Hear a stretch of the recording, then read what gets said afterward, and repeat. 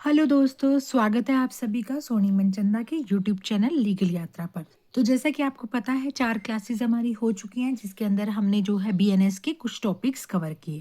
आज हम चैप्टर 2 पर आ रहे हैं जिसके अंदर पनिशमेंट के बारे में बताया गया है। क्योंकि देखो हमने जो सेक्शन 2 पढ़ा उसके अंदर कुछ डेफिनेशंस पढ़ी हैं, ऑफेंस क्या होता है, एक्ट क्या होता है, अथॉरिटीज़ कौन-सी होंगी। और अब हमें ये तो पता ही है कि भारतीय न्याय संहिता के अंदर सारे ऑफेंसेस की जो है डेफिनेशन ऑफेंसेस के बारे में डिटेल दी गई है। अब उन ऑफेंसेस को अगर कोई करता है तो किस-किस तरह की पनिशमेंट दी जा सकती है, इसके बारे में बात करता है चैप्टर 2 अबाउट टॉकिंग पनिशमेंट। तो इसके अंदर देखो फ्रेंड्स, सबसे पहले range of the section 4 to लेकर 13, यानी हमारे पास 4 से लेकर 13 तक सेक्शन है जो पनिशमेंट के बारे में हमें बताएंगे। सेक्शन 4 बताता है पनिशमेंट्स, कौन कौन सी पनिशमेंट दी जाएगी। पांचवा कह रहा है कम्यूटेशन ऑफ सेंटेंस, कि जो भी सेंटेंस दिया जाएगा क्या उसको किसी केसेस में कम्यूट भी किया जा सकता है, कम भी किया जा सकता है। Sixth, fraction of terms of punishments की बात करता है। सेवन्थ कहता है कि सेंटेंस जो है मे बी रिग्रेस और सिंपल हो सकता है, होली या पार्शली, यानी जो भी सजा दी जाएगी या तो सारी रिग्रेस हो सकती है या कुछ टाइम तक रिग्रेस पनिशमेंट देकर और कुछ टाइम तक सिंपल पनिशमेंट भी दी जा सकती है। अब ये रिग्रेस क्या होता है, सिंपल क्या होता है, इसको हम सेक्शन 4 में पढ़ेंगे। सेक्शन 8 हमें कहता है अमाउंट ऑफ फाइन क्या होगा, लाइबिलिटी क्या होगी इन default of payment of fine, कि मान लो किसी पर्सन को सेंटेंस ना देके सिर्फ फाइन की सजा दी गई है, सॉरी सेंटेंस नहीं, मतलब सेंटेंस तो सजा तो दी जाएगी, इम्प्रिजनमेंट ना देकर फाइन की सजा दी गई है और वो फाइन को पे नहीं करता तो क्या उसको फिर से उस पे ऊपर कोई फाइन लगेगा, तो क्या अमाउंट ऑफ फाइन लगेगा, सेक्शन 8 डिस्कस करता है। Section 9 limit of punishment of offences की बात करता है, made up of several offence, यानी जब हम बहुत सारे ऑफेंसेस को मिलकर कोई ऑफेंस करते हैं, जैसे मर्डर के लिए हम बहुत सारी अरेंजमेंट करते हैं, कहीं से मान लो अगर स्टिक से किया तो स्टिक लाया, रस्सी से अगर हाथ पैर बांधे, इस तरीके से हम कई कई अलग अलग तरह से अगर ऑफेंसेस करके किसी एक ऑफेंस को अंजाम देते हैं तो उस ऑफेंस की लिमिट ऑफ पनिशमेंट क्या होगी, सेक्शन 9 डील करता है। Section 10 talking about punishment of person guilty of one of several offenses, judgment stated that it is doubtful of it which, मतलब कोई पर्सन है जिसको सेवरल ऑफेंस के लिए गिल्टी किया गया है लेकिन कंफ्यूज हो रहे हैं जज साहब कि कौन सा इसने ऑफेंस किया है, ऐसे केसेस में क्या सजा दी जाएगी, सेक्शन 10 डिस्कस करता है। सेक्शन 11 सॉलिटरी कन्फाइनमेंट की बात करता है। Section 12 limit of solitary confinement की बात करता है। अब ये सॉलिटरी कन्फाइनमेंट होता क्या है, इसको हम सेक्शन 11 में डील करेंगे। और section 13 enhance punishment for certain offences after previous conviction, यानी मान लो कोई एक पर्सन है जो ऑलरेडी किसी ऑफेंस के लिए जो है कन्विक्टेड है, उसने अगेन अगर कोई भी वो ऑफेंस किया तो क्या उसको फिर से एनहेंस पनिशमेंट दी जाएगी, ये बात करता है हमारा सेक्शन 13। तो अब आ जाते हैं हम डायरेक्ट सेक्शन की रीडिंग पे, जहां पर चैप्टर 2 पनिशमेंट रेंज होगी 4 से 13 तक, सेक्शन 4 टॉकिंग अबाउट पनिशमेंट। तो फ्रेंड्स ये देखिए जो पनिशमेंट वाला जो सेक्शन है बीएनएस के अंदर सेक्शन 4 दे रखा है, जबकि हमारी ओल्ड आईपीसी में सेक्शन 53 था। The punishment to which offender are liable under this provision of this Sanhita are, ये पनिशमेंट दे रखी है कि ऑफेंडर को क्या क्या सजा दी जाएगी, दी तो उसके ऑफेंस के अकॉर्डिंग दी जाएगी। तो ये देखो यहाँ पर ए से लेकर एफ तक हमें पनिशमेंट दे रखे हैं। अगर कोई भी पर्सन भारतीय न्याय संहिता के तहत कोई भी ऑफेंस करता है तो उसको ये death penalty, number 1 imprisonment for life, ये भी सजा दी जा सकती है। इम्प्रिजनमेंट 2 डिस्क्रिप्शन की होगी, एक रिग्रेस होगी और एक होगी सिंपल होगी। रिग्रेस का मतलब है हार्ड लेबर कराई जाएगी, आपसे जेल के अंदर काम करवाया जाएगा। और डी के अंदर आ गया फॉर फीचर ऑफ प्रॉपर्टी, आपकी प्रॉपर्टी को जब्त किया जा सकता है। अगर आपने कोई भी सिंपल ऑफेंस किया है, लेस सीरियस ऑफेंस किया है, तो नॉन कॉग्निजेबल ऑफेंस किया है तो हो सकता है आपको जस्ट फाइन की सजा भी दी जाए। और एफ में आ गया कम्युनिटी सर्विस। कम्युनिटी सर्विस का मतलब यहाँ पर क्या है, देखो कम्युनिटी सर्विस का मतलब क्या होता है कि जज साहब आपको कोई भी कम्युनिटी सर्विस मतलब जो है सोसाइटी में कुछ भी काम करने के लिए कह सकते हैं। जैसे एक बार हमने सुना था किसी केस में, अगर किसी ने जो है रेड लाइट का सिग्नल तोड़ा था तो कोर्ट ने उसको 3 महीने तक रेड लाइट पर ही उसकी ड्यूटी लगा दी थी। कम्युनिटी सर्विस इसको बोलेंगे, उसको पनिशमेंट के तहत उसको वहीं पे 3 महीने उसकी ड्यूटी जो है रेड लाइट पर ही लगा दी थी, ऐसा एक केस आया था। आई थिंक आप सर्च करेंगे तो मिल जाएगा।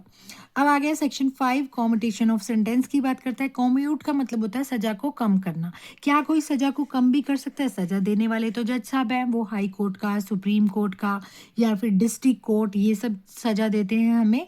तो क्या कम्यूट भी कोई कर सकता है? तो yes, the appropriate government without the consent of offender commute कर सकते हैं। अब अप्रोप्रिएट गवर्नमेंट कौन होती है? यहाँ पर अप्रोप्रिएट गवर्नमेंट जो होगी वो सेंट्रल गवर्नमेंट और स्टेट गवर्नमेंट होगी। वो बिना ऑफेंडर की कंसेंट लिए सजा को कम कर सकती है इस संहिता के तहत, accordance with this section 474 of the भारतीय नागरिक सुरक्षा संहिता। अब ये सेक्शन 474 बात यही करता है जिसमें अप्रोप्रिएट गवर्नमेंट, अब ये अप्रोप्रिएट गवर्नमेंट ही क्यों कर सकती? क्योंकि उसको सेक्शन 474 के अंदर पावर दी गई है कि वो ऑफेंडर की सजा को सस्पेंड भी कर सकता है, रिमिट भी कर सकता है और कम्यूट भी कर सकता है। ठीक है, अब आ जाओ यहाँ पर एक्सप्लेनेशन में। देखो जो अप्रोप्रिएट गवर्नमेंट है, पहले सेक्शन 55A में ओल्ड आईपीसी में डिस्कस किया गया था, ज़्यादा उसके साथ रिलेट करने की ज़रूरत नहीं है। अब इसी को ही अप्लाई किया जाता है, इसी को ही अप्लाई किया जाएगा। तो प्लीज़ आप इसको ध्यान रखें। सेक्शन 5 कॉम्यूटेशन ऑफ सेंटेंस की बात करता है, जिसके अंदर अप्रोप्रिएट गवर्नमेंट का यहाँ पर मीनिंग दे रखा है। कह रहा है कि जहाँ पर सेंटेंस मान लो डेथ का है, या डेथ की सज़ा कब दी जाएगी? जब किसी पर्सन ने offense against किया हो any law relating to the matter to which the executive power of the union extends the central government, और in case where the sentence whether death है या नहीं, कोई offense against any law to the matter, मतलब अगर person ने मान लो कोई ऐसा ऑफेंस किया है जो अगेंस्ट जा रहा है यूनियन की एग्जीक्यूटिव पावर के, तो वहां पर तो सेंट्रल गवर्नमेंट जो है उसकी पावर होगी, वो सेंटेंस को जो है रिमिट करेगा, कम्यूट करेगा, सस्पेंड करेगा। लेकिन जहां पर उन मामलों में जहां पर राज्य सरकार जिसके भीतर अपराधी दंडाधिष्ट हुआ है, मतलब जिसको पनिश किया गया है, चाहे मृत्यु की सजा दी गई है या नहीं, लेकिन जिस पर राज्य की कार्यपालिका की शक्ति का विस्तार है, राज्य की एग्जीक्यूटिव पावर है, तो वहां पर राज्य उस केस में डिसीजन लेगी उसकी सजा को कॉम्यूट करने का। तो section 5 commutation of sentence, section 4 punishment. Come to the section 6 talking about fraction of terms of punishment. तो यहाँ पर सेक्शन 57 पुराना ओल्ड आईपीसी में दे रखा था, अब हमें दे रखा है fraction of term of the punishment. कहता है कि यहाँ पर फ्रैक्शन का मतलब क्या, कैसे हम काउंट करेंगे सजा को। तो यहाँ पर कह रहा है in calculating fraction of the term of punishment, imprisonment for life shall be reckoned as equal to imprisonment for 20 years unless otherwise provided. कहते हैं कि अगर किसी को जीवन कारावास दी गई है तो उसको 20 साल तक की सजा के बराबर माना जाएगा।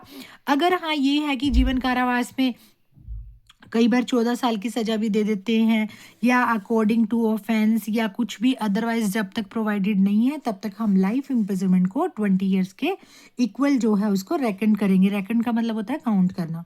सेक्शन 7 सेंटेंस में बी होली और पार्शली रिग्रेस और सिंपल। तो यहाँ पर कह रहा है कि ये जो है ना कॉम्पिटेंट जो कोर्ट होगा, कॉम्पिटेंट कोर्ट कौन होगा? जिसके पास केस होगा, जिसकी अदालत में केस चला होगा, उसके पास पावर होती है कि which sentence offended to direct in sentence wholly rigorous या होली सिंपल या एनी पार्ट ऑफ। मतलब यहाँ पर इसका मतलब ये है कि सेंटेंस में भी ये बता रहा है, सेक्शन 7 हमें नॉलेज दे रहा है कि जो भी सजा दी जाएगी, जो भी जज साहब सजा देंगे, कॉम्पिटेंट कोर्ट जो देगा, जिस अदालत में मुकदमा होगा, तो वो या तो पूरी रिग्रेस भी दे सकता है, पूरी सिंपल भी दे सकता है, और या एनी पार्ट, कुछ रिग्रेस और कुछ सिंपल भी दे सकता है। ये जज साहब की पावर है, इसमें कोई हस्तक्षेप नहीं करेगा। Come to the section 8 amount of fine, liability in default of payment of fine. क्या कहना चाह रहा है यहाँ पर? कह रहा है कि मान लो किसी को फाइन की सजा दे दी, अब उसने फाइन भी नहीं पे किया, तो तब उसको क्या फाइन दिया जाएगा, तब उसका अमाउंट ऑफ फाइन क्या होगा? तो यहाँ पर कह रहा है कि जहाँ पर सॉरी ये कहना चाह रहा है कि अमाउंट ऑफ फाइन क्या होगा liability in default of payment of fine में। हाँ, तो कह रहा है कि जहां पर कोई भी सम एक्सप्रेस नहीं किया गया है ना कि फाइन आप कितना दे सकते हैं, तो वहां पर अमाउंट ऑफ फाइन ऑफेंडर को आप अनलिमिटेड दे सकते हो, but shall not be excessive. Unlimited दे सकते हो, एक्सेसिव नहीं होना चाहिए। मतलब ठीक है आप उसको दे सकते हो, जज अपनी पावर के अकॉर्डिंग दे सकते हैं, लेकिन इतना ज़्यादा भी नहीं कि उनकी जो पावर है, उनकी जो जज साहब की जो फाइन देने की पावर है, फाइन लगाने की पावर है, उससे भी बाहर चला जाए। दूसरा सबसेक्शन कह रहा है कि in case of offence every case of offence में punishable with imprisonment as well as fine होता है, और in which the offender is sentence to fine whether और विदाउट इम्प्रिजनमेंट। कह रहे कि यहाँ पर किसी अपराध के मामले में जहां पर इम्प्रिजनमेंट दी जाती है यानी कारावास दी जाती है, उसके साथ जुर्माना भी लगाया जाता है। और ऐसा भी हो सकता है, कई बार जुर्माना लगाया भी कई बार ऐसा भी हो सकता है कि सिर्फ जुर्माना लगाया जा सकता है, भले ही इम्प्रिजनमेंट हो या ना हो। और बी में कह रहा है कि पनिशेबल विद इम्प्रिजनमेंट और फाइन या fine only in which the offender is sentence to fine. तो कह रहे यहाँ पर देखो, पहले सबसेक्शन में उसने क्लियर किया कि अगर कहीं पे भी जज साहब जी को फाइन लगाना है तो वो कितना भी लगा सकते हैं, लेकिन एक्सेसिव नहीं लगा सकते। अनलिमिटेड लगा सकते हैं, एक्सेसिव नहीं लगा सकते। एंड सेकंड थिंग, उन्होंने कहा कई बार ऐसा हो सकता है कि सिर्फ फाइन की सजा हो सकती है, भले ही इम्प्रिजनमेंट हो या ना हो। कई बार इम्प्रिजनमेंट हो सकती है, फाइन हो या ना हो, या सिर्फ फाइन ओनली हो। सभी केसेस में फाइन की जो अमाउंट है वो ऐसे ही होगा। It shall be competent court which sentence such offender to direct by sentence that in default of payment of fine, the offender shall suffer imprisonment for a certain term। और ये भी competent court की power है, अगर कोई भी offender फिर payment of fines के साथ भी डिफॉल्ट करता है तो उसको कुछ certain terms की imprisonment कारावास में रखा जा सकता है। अब ये जो कारावास होगी ये कितनी दी जाएगी? अमाउंट, फाइन तो आपने सुन लिया कि अनलिमिटेड होगा, एक्सेसिव नहीं होगा। तो जो कारावास होगी ना, shall be in excess of any other imprisonment to which he may be sentence और to which he may be liable under a commutation of sentence. तो यहाँ पर ये हमें सिंपल सी बात कह रहा है कि जो इम्प्रिजनमेंट होगी वो भी excess of any other imprisonment होगी। जी मतलब जिसके लिए उसको जो है पनिश किया जा रहा है, जिसके लिए उसको सजा दिया जा रहा है, उससे एक्सेस होगी, या which he may be liable under a commutation of sentence, या अगर उसको कम्यूट करके जितनी उसकी सजा बनती है उतनी भी दी जा सकती है। अब सब सेक्शन 3 हमारा कौन सा सेक्शन हम पढ़ रहे हैं? यहाँ पर हम सेक्शन रीड कर रहे हैं 8, जहाँ पर हम फाइन के अमाउंट को डिस्कस कर रहे हैं। तो सब सेक्शन 3 हमारा कहता है the term for which the court direct the offender to be imprison in default of payment of fine shall not exceed 1/4 of the term of imprisonment which is the maximum fixed for the amount if the offense be punishable with imprisonment as well as fine। देखो, इससे previous section में हमने ये पढ़ा कि अगर मान लो उसको कारावास दी जाएगी तो कारावास उसको या तो दी जाएगी जो उसने जिस ऑफेंस के लिए उसको सेंटेंस किया जा रहा है, या तो उससे एक्सेस होगी, या कम्यूट करके जो उसका सेंटेंस बन रहा है वो भी हो सकती है।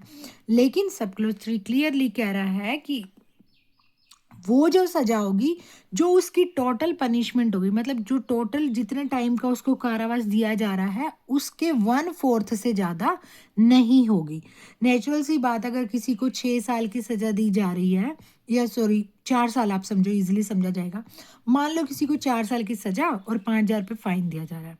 अब उसने फाइन का डिफॉल्ट किया 5,000 रुपये का, तो 4 साल की सजा तो उसकी रहेगी। उसके साथ जो उसने फाइन का डिफॉल्ट किया उसका 1/4 सजा, टोटल सजा कितनी थी? 4 साल, उसका 1/4 1 ईयर, 1 ईयर की सजा उसको और दे दी जाएगी। ठीक है, अगर ऑफेंस के अंदर जो है इम्प्रिजनमेंट भी मिली है, फाइन भी मिली है, तब ये सजा दी जाएगी। लेकिन सब क्लॉज 4 क्या कह रहा है? The imprisonment for which the court impose in default of payment of fine या in default of community service may be of any description हो सकती है। Offender may have been sentence for the offence. कह रहा है कि sub clause 4 ये कह रहा है, अगर बंदे ने, मान लो किसी भी पर्सन ने फाइन का डिफॉल्ट किया, फाइन भी नहीं पे किया, या उसको कम्युनिटी सर्विस दी, उसने उसको भी फुलफिल नहीं किया, तो उसको सजा किसी भी डिस्क्रिप्शन की हो सकती है। सजा जो भी हो, भले ही 1/4 हो, वो 1/4 डिस्क्रिप्शन यहाँ पे मतलब है रिगरस भी हो सकती है और सिंपल भी हो सकती है। रिगरस का मतलब जिसके अंदर जेल के अंदर आपसे लेबर कराई जाएगी, आपसे नहीं, मतलब जो भी अक्यूज होगा या जो भी कल्प्रिट होगा। ठीक है, सब क्लॉज 5 में आ जाओ। अगर ऑफेंस पनिशेबल विद फाइन या community service, the imprisonment which court impose in default of payment of fine या in default of community service simple होगी। और and the term for which the court direct the offender to be imprison in default of payment of fine या in default of community service shall not exceed. अब देखो, 4 में इन्होंने कहा कि अगर मान लो कोई पेमेंट ऑफ फाइन का डिफॉल्ट करता है, कम्युनिटी सर्विस का भी डिफॉल्ट करता है, तो उसको किसी भी डिस्क्रिप्शन की सजा दी जा सकती है। माइट है, यहाँ पर संभावना है, दी जा सकती है। लेकिन 5वें में क्लियर कर रहा है, अगर फाइन के डिफॉल्ट में किसी को सजा मिल रही है या कम्युनिटी सर्विस के बदले मतलब उसके डिफॉल्ट में अगर किसी को सजा दी जा रही है तो वो क्या होगी, सिंपल होगी। Shall be the simple the term of which court direct करेगा, सिंपल होगी। और एक्सीड भी नहीं होगी। कितने, अगर मान लो किसी बंदे पे जो है 5,000 तक का फाइन था तो उसको 2 महीने की सजा दी जाएगी। अगर किसी ने 10,000 तक का फाइन देना था तो 4 महीने की सजा दी जाएगी। और किसी भी केसेस में, फाइन के केसेस में 1 साल से ज्यादा की सजा नहीं दी जाएगी। अब सब क्लोज 6 हमारा कह रहा है the imprisonment which the impose in default of payment of fine shall terminate हो जाएगी whenever the fine is either paid और levied by process of law. कहता है कि अब किसी के ऊपर फाइन लगा दिया, अब उसने फाइन तो पे नहीं किया तो उसको इम्प्रिजन कर दिया, उसको इम्प्रिजनमेंट की सजा दे दी। अब ये इम्प्रिजनमेंट दे दी, अब इसका मतलब ये नहीं कि वो चलती रही। अगर इन बिटवीन अगर वो फाइन पे कर देता है या कोर्ट की प्रोसेस के द्वारा उससे वसूल कर लिया जाता है तो भी उसकी सजा को टर्मिनेट कर दिया जाएगा, यानी खत्म कर दिया जाएगा। If before the expiration of the term of imprisonment phase, in default of payment of fine, a proportion of the fine to be paid या levied the term of imprisonment suffered in default of payment is not less than proportion to the part of the fine still unpaid, तो imprisonment shall terminate कर दी जाएगी। अब यहाँ पर देखो, यहाँ पर इसको ऐसे समझते हैं। यहाँ पर अब देखिए यहाँ पर क्या था, ये इन्होंने इलस्ट्रेशन दे रखा है, इसको मैं आपको समझा देती हूँ ऐसे ही हिंदी में, इसको विदाउट रीड किया, मतलब इसके अंदर क्या मेंशन किया गया है। सबसे पहले तो देखो इसका बी पार्ट ये कह रहा है, मान लो किसी को सजा दे दी फाइन के बदले और उसने उसका फाइन का कुछ हिस्सा पे कर दिया, ठीक है। तो यहाँ पर कह रहा है कि अगर उसने कुछ हिस्सा पे कर दिया ना तो उसकी सजा उस हिस्से के हिसाब से कम हो जाएगी। अब समझो कैसे, मान लो ए को 1,000 रुपये देने थे, ठीक है, लेकिन उसने क्या किया, डिफॉल्ट किया किसका, फाइन का, तो उसको कितने की सजा होगी, 4 महीने की सजा होगी। फिर उसने क्या किया, 750 रुपीज दे दिए 1 महीने से पहले, मतलब 1 महीना पूरा होने से पहले ही उसने 750 रुपीज दे दिए, तो उसको क्या कर दिया जाएगा, डिस्चार्ज कर दिया जाएगा। क्योंकि जो 1,000 पे जो सजा थी वैसे तो वो 4 महीने की थी, ठीक है, चाहे मतलब पर मंथ की सजा कितनी होगी, 250 रुपीज होगी, ठीक है। तो यहाँ पर उसने क्या किया, 750 रुपीज दे दिए, यानी उसने 3 महीने की सजा के बराबर क्या कर दिया, उसने प्रोपोर्शनल पार्ट ऑफ फाइन का जो है उसने पे कर दिया। तो जब 3 महीने की सजा के बराबर उसने 750 रुपीज पे कर दिए तो कोर्ट उसको इमीडिएटली डिस्चार्ज कर देगी, ठीक है। अगर 500 रुपीज दिए होते तो 2 महीने पूरे होने से पहले दे देती, क्योंकि 1,000 रुपीज अगर 4 मंथ की पनिशमेंट के लिए अगर 1,000 रुपीज है तो 2 मंथ के लिए 500 रुपीज बना, 2 महीने उसके कंप्लीट होते ही, 2 महीने के बाद अगर उसने 500 रुपये दे दिए, मतलब 2 महीने की तो उसने सजा काट ली, 2 महीने की उसने 500 रुपये दे दिए, तो कोर्ट उसको इमीडिएटली वो रिलीज कर देगी। यहाँ पर आई होप आपको समझ में आ गया होगा। Come to the subsection 7, the fine और any part thereof which remains unpaid may be levied at any time within 6 years after the passing of this sentence, and if under this sentence the offender be liable to imprisonment for a longer period than 6 years than at any time previous to the expiration।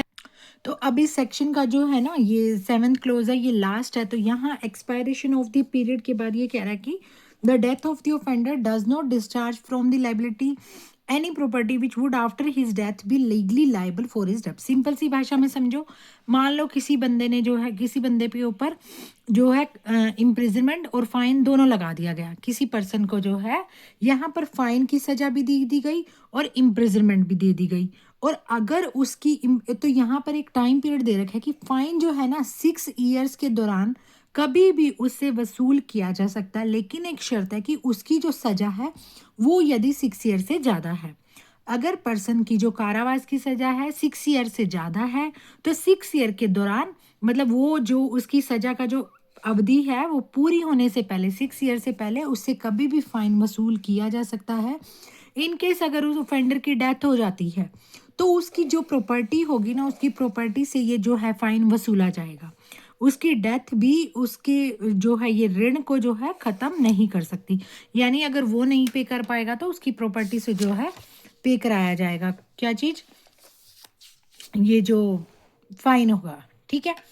अब आ गया हमारे पास section 9 आ गया। Section 9 हमें limit of punishment of offence made up of several offences की बात करता है कि जहां पर कोई भी चीज, जहां पर offence made up of part से बना है और any of which part is itself an offence, और मान लो कोई ऑफेंस किसी बंदे ने किया, कई पार्ट से मिलकर किया, हर पार्ट उसका जो है एक अपराध है, तो offender shall not be punish with the punishment of more than one of such offense unless it be so expressly provided, कि अगर किसी पर्सन ने एक ऑफेंस को जो है काफी सारे पार्ट्स में किया है